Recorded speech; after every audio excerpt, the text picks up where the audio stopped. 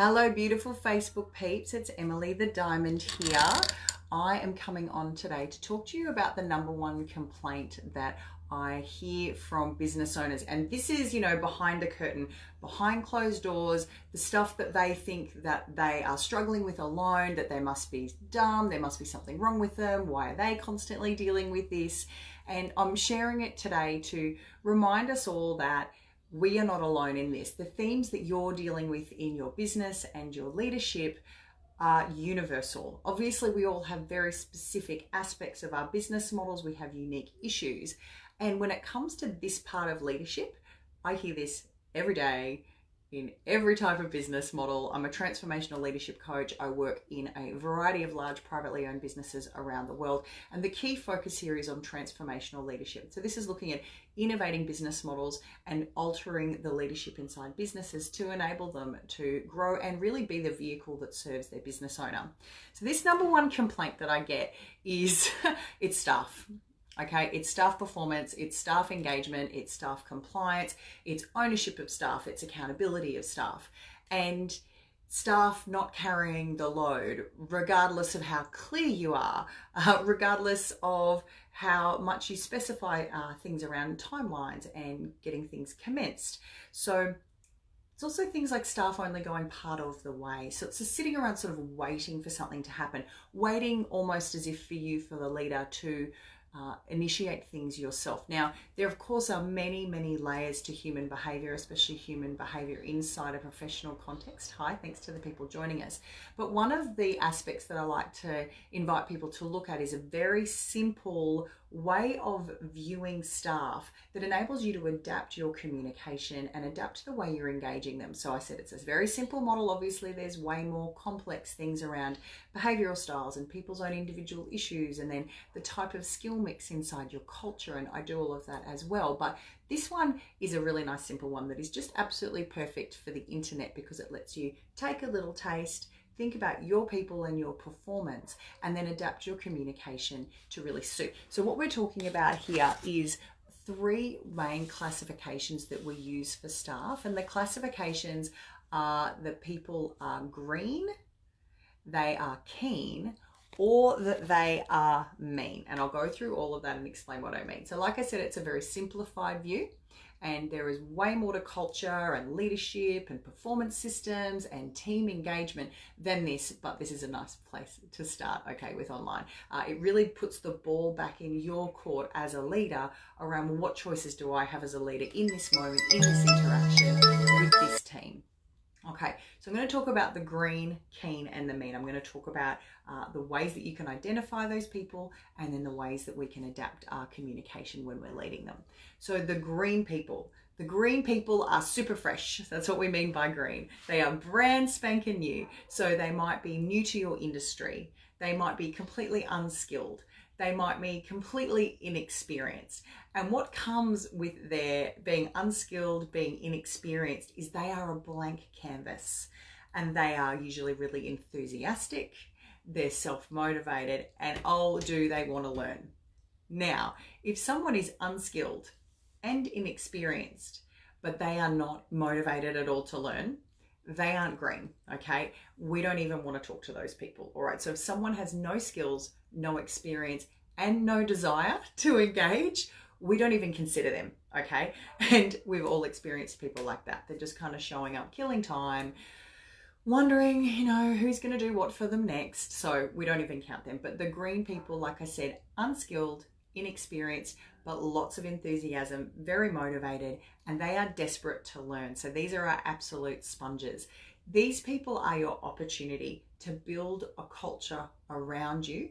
And also, if you're designing policies, processes, and procedures, the green people can add immense value because they're coming to your processes, your policies, procedures, the way you do things from a completely untainted, fresh perspective. From that untainted, fresh perspective, you get to identify, oh, is this really the best way to do things? You get to have their feedback around, is it logical? Is it simple? How easy is it to learn? What guidance do you need? What systems do you need? How do I track this person's performance when they're not coming from a world of already knowing? So that's our green people. And once I've explained everything, I'll talk about how we adapt our communication as the leader for each of these styles. The next style is when people are keen. Keen is when they have a level of experience and a level of skill in your industry or in the particular facets of performance in that role. These people are also, keep trying to call, they're also motivated. So these people are, the green people want to learn, the keen people want to perform, okay? And this is a key difference there. They've already got some understanding under their belt, they've got some experience, so they've got some confidence. And instead of the desire to just learn, these people have the desire to perform. So these people aren't necessarily interested in learning the details of how you want things done or how to make things better. So you won't get that completely fresh perspective from them. What you'll get is you'll get someone who's got a good level of competency who you can drop into your organization and expect a certain amount of momentum already. Hi, Patrice and Andy, thanks for joining us. And those people with their interest, their focus on wanting to perform in your organization, of course, they're actually a little bit harder to train. So when we're communicating with those people, we communicate a specific way, but it's around performance. Okay, and like I said, once I've explained the 3 types, we'll come back and explain how we adapt our communication for them. Now, the third type of classification we use for staff is we talk about the classification of that when people are mean. All right, so mean people are overskilled in your industry. So they've spent a long time or they've had a lot of technical skill. They're often what we call over-experienced. So they think they know the industry, they think they know the process, they think they know all their skills, everything that's going on, okay? And instead of the desire to learn or the desire to perform, these people have a completely different desire. They desire to assert their authority, okay? They want status, they want to experience being powerful. So they're not motivated to learn. They're not motivated to perform. They're motivated to have recognition. Okay, so that's our mean people. Their motivation is to have status, power, or control. And we've probably all experienced people who are a bit mean. Now, there's no age group or particular time zone. You know, some people can spend a year in a particular role, have a very high and inflated sense of confidence and turn mean. So when people are green, it's their confidence is low because they don't feel that they are fully competent. So they're just wanting to be competent. They're just wanting to learn. When people are mean, they're like, I have a baseline of confidence here. I feel like I'm competent. I can do those tasks. I can do those skills. I kind of know what's going on. And those people want to perform. They want to elevate. Then with the people who are mean, they assume I know everything. There is nothing new here for me to learn. You can't teach me anything. I'm just here to be validated and to be important. So now that we know about the people who are green and the people who are keen and the people who are mean, and you guys probably can identify staff or suppliers or professional relationships or even clients that you work with who fit in those categories, let's talk about how we adapt our communication for them. So the people who are keen, we're always weaving in our leadership engagement, how what we're asking them to do is going to develop them, how it's going to make them more capable, how it's going to give them more confidence, how it's going to give them greater skills and resources and opportunities. We're also appreciative all the time and not dismissing or minimizing their lack of experience. We're talking about, oh, I'm so excited. This is new for you. This is new for you. So how about we get excited about it? And I don't expect you to know everything straight away. And oh, I've planned for that. You're not going to be at 100% with that straight away. And it's going to take us time. And I love to design competency plans when people are new and they're fresh and they're keen. It gives them the sense of momentum. And it also keeps in check for the business owner their expectations, which is of critical importance. Because when we feel disappointed, other human beings know about it. We all have a radar for it. So managing your expectations as the owner, as the client, as the leader, whatever scenario you're in with your leadership with people that you work with, your expectations being in check when people are green and keen is very important. Okay, otherwise it creates distance and distrust in the relationship. So then the people who are keen, the way that we're always looking at engaging them is the dialogue around performance and how we're here to support them performing, and we're here to support them around their mastery and their expertise and getting better. How this is going to apply to them in a multiple multiple environments and in multiple scenarios. And instead of things like a competency plan, we're looking at a performance plan. We're looking at how to stretch them, how to challenge them, how to enhance them. We're having open discussions around, oh, you're really great at that. How about you tell me where you think you're weak? How about you tell me where you think there's gaps? How about you tell me what you see day to day that's frustrating or that's not clicking, or maybe you need to spend some time with me observing me doing what I call a ride along, where people come and observe you doing it so they can learn from your strategy and your behavior and what we call modeling. That is always focusing our leadership around engagement, okay?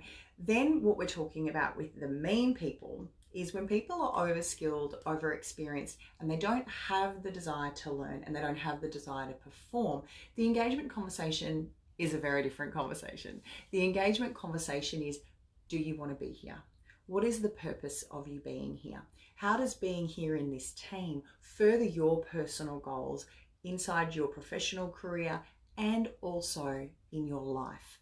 So the engagement conversation is with the whole person. So when we can find ways and make connections for that person around how being inside this environment and being productive and helpful and open and willing to be exposed to new things and adapt things and implement new ways of doing things, essentially your company's way of doing things, that allows that person to have the real conversation about, whoa, what am I doing here?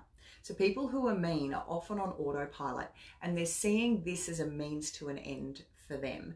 They're going, your job is to serve me as the employee because I'm so experienced and competent, and they're looking for you to meet that need. And they've fallen down in the area of realizing that every relationship dynamic is about exchange and about you give me this and I give you that. And that is the world that we live in, okay? We live in a world where humans are here to support each other in meeting each other's needs and assisting each other with their goals. And that's essentially what a leadership and staff member relationship is. Everybody has certain needs and we're coming together to collaborate to meet each other's needs. That doesn't allow us to be rude. It doesn't allow us to be inappropriate. It doesn't allow us to play power games. It means that we're very clear about what our needs are. When someone is keen, their needs are, when someone is green, their needs are clear. They need competency. They need to learn. When someone is keen, the needs are clear. They need to perform. They need mastery. They want confidence. But when someone is mean, the needs are distorted. So our job is to be having a much deeper leadership conversation, a real adult, real grown-up, mature conversation with them around, what are you here for? What is this place going to do for you? And if they can't answer beyond basic things and giving vague answers, you get to have a conversation around concern and going, well, we're building a culture here where people are enthusiastic. They're willing to try new things, even if they're already really experienced. They're willing to adapt. They're willing to learn. They're willing to change. If that's not the type of environment you want to be in, we don't want you to be here. Ultimately, at the end of the day, we're looking at the purpose of a working environment is to fulfill the purpose of the business, okay? And businesses all have different purposes. So our job is to really recognize where people are at, number one. The second is to adapt our communication so we can be more effective with them. And then the third is engage those disengaged people or remove them from the environment. You know, those people could be way happier in another environment that suits them, okay? And that's what we really want. We want happy, productive cultures where people are challenged and tested and growing. And if people are not happy here, we want them to go somewhere where they are really happy. A lot of people raise issues around when they have quite skilled and experienced staff who hold a lot of IP and they feel really threatened and concerned about those staff leaving. That's a whole other concern, which is worth a whole nother talk. But if any of this stuff has really resonated with you today, if this is something that you deal with and you felt like you're alone in waiting for staff to show initiative, to show ownership and to really respond and engage with you, then please just book in a chat with me. Like I said, this is a very simple way to start looking at your stuff, but it does put the ball back in your court around what are things I can do in my leadership to engage them better, to relate to them better, to adapt my behavior better. So remember, we're looking at recognizing where they're at, adapting our behavior to be effective and our communication to be effective, and then engaging those people who are disengaged or removing them, okay? Because they are not helping your culture if they're disengaged and they are all just trying to seek status and power. Okay, my name's Emily. Thank you for joining me today. Feel free to drop by my bookings page to book in a chat with me about your leadership. I always love hearing about what businesses are up to. I'm always so impressed with what people are growing and what visions they're putting out there into the world and how they're making our world better. So even if we're not suited to working with each other, it's going to be delightful for me to hear about what you're up to, and hopefully you get to see your business in a much more empowering way around, oh my gosh, I actually am doing really amazing things, because most people are and they're not giving themselves credit for it. I'm going to sign off now. Have a beautiful evening. See you later.